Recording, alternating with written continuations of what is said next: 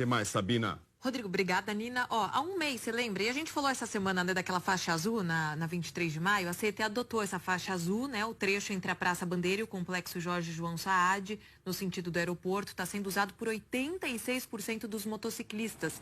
A CET informou pra gente. E ainda de acordo com dados da companhia, não teve nenhum acidente grave nesse mês de projeto piloto.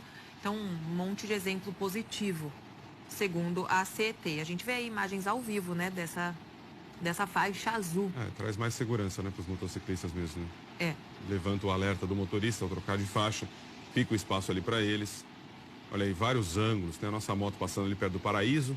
Você tem a imagem lá do alto da Praça da Bandeira, logo no início, e depois ali, no cantinho embaixo, estava já perto do viaduto Tutóia, né?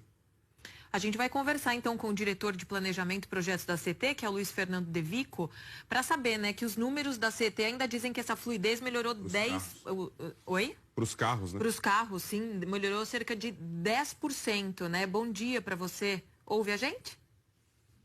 Bom dia, Sabina. Bom dia, Rodrigo. Bom dia a todos. É verdade, reduziu 9,7% a lentidão do trecho. Pergunta um pouquinho mais técnica para a gente entender os números. A gente fala 86%, enxergamos a maioria. Isso. Significa o quê? 14%, 15% ali tem uma parcela que não usa a faixa.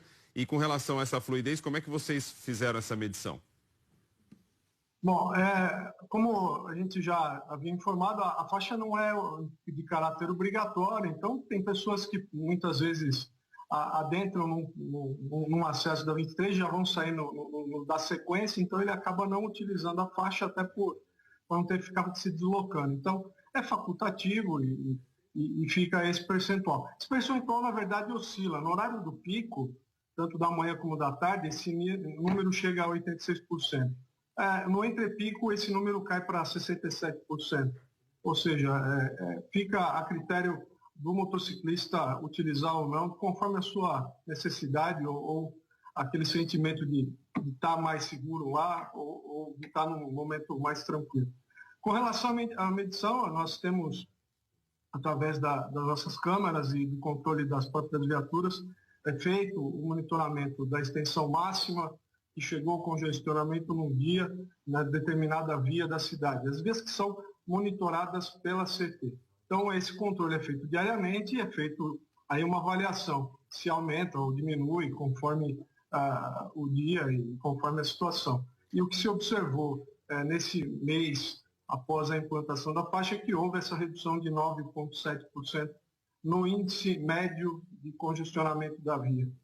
E qual que é a próxima etapa para que essa faixa azul se torne, então, uma faixa definitiva na 23 de maio, Luiz? Bom, como esse é um projeto piloto, ele foi autorizado pelo Senatran em caráter experimental. Nós temos agora, ao longo de um ano, executar as medições, a análise do desempenho do projeto com relação a esses aspectos, questão da acidentalidade, questão da fluidez de trânsito e outras situações que a gente monitora com relação ao próprio comportamento no motorista, a respeito às velocidades, etc. A partir desse trabalho, desses relatórios que são trimestrais ao Senatran de Brasília, a gente vai avaliar esse desempenho junto com as câmaras técnicas, vai se definir se o projeto ele é tecnicamente viável e se a gente dá sequência nele ou se para por aqui. Então, essa é a avaliação. A gente depende justamente dessa sequência de resultados e da aprovação em definitivo como um projeto de sinalização viária que possa ser usado não só aqui em São Paulo, como no Brasil todo, na questão de compartilhamento para motocicletas. Ficou muito claro, né, ali na fala anterior, com relação ao horário de pico, que realmente o motociclista ele acaba procurando a faixa quando tem mais carros, né, o que faz mais sentido mesmo. Com relação a acidentes, tanto de motos quanto envolvendo carros, vocês perceberam uma redução, a estabilidade, não houve acidentes no período? A gente analisa o acidente na 23 agora, onde é a faixa azul e fora da faixa azul. Então, na faixa azul, nós tivemos apenas acidentes leves, sem vítimas. Teve uma queda, que a princípio, pelo que a gente apurou, na verdade foi um mal súbito, a pessoa caiu e teve que ser atendida pelo resgate, mas por uma questão de mal súbito. Com relação, na faixa azul teve mais 3 acidentes sem vítimas, o que para nós vem a atender a nossa expectativa, que é justamente reduzir feridos graves e mortos, né?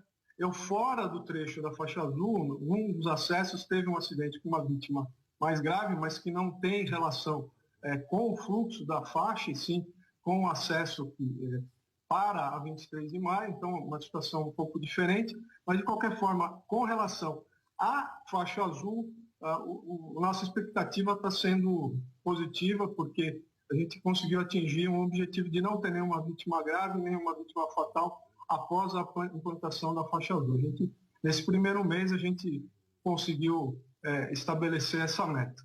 Para a gente encerrar aqui, já tem algum outro ponto que vocês vão implantar como teste ou vai esperar essa daí ser oficializada para depois implantar as outras? Onde mais vocês imaginam que pode funcionar? Rodrigo, a gente entende que esse projeto ele é para vias com alto volume de motocicletas e que tenha problema de acidentalidade. Então, é evidente que a gente tem outras vias aqui que precisariam, no nosso entender, essa ação. Radial Leste, Avenida dos Bandeirantes, a própria Marginal Pinheiros, na pista local, entre a Interlagos e o Jaguaré, a gente tem esses estudos já iniciados. O que acontece é o seguinte, o Senatran, ele entende que a gente precisa expandir esse estudo para uma via com semáforos e com pedestres. A 23 de maio tem uma característica muito peculiar. Então, a gente está estudando agora o prolongamento dessa implantação no eixo da Tiradentes-Santos Dumont, é uma das alternativas, ou a gente prolongar o final da faixa até a Bandeirantes e fazer na Avenida dos Bandeirantes. São 2 estudos que a gente está iniciando agora, a gente está começando a pensar essas questões da sinalização em cruzamentos, a questão do pedestre, para fechar um projeto e aí apresentar para o Senatrans e, posteriormente, apresentado para o Senatrans, se ele aprovar a sequência do estudo, a gente implanta nessa sequência. Luiz Fernando De Vico, diretor de Planejamento e Projetos da CET, muito obrigado. Eu que agradeço. Bom dia a todos. Agradeço pela oportunidade de estar divulgando o nosso trabalho. Muito obrigado. Até logo. Algo mais, Sabina? Só lembrando também da convivência, né, respeitosa entre motociclistas e motoristas, né, Rodrigo? Que isso é o princípio básico, né? Verdade.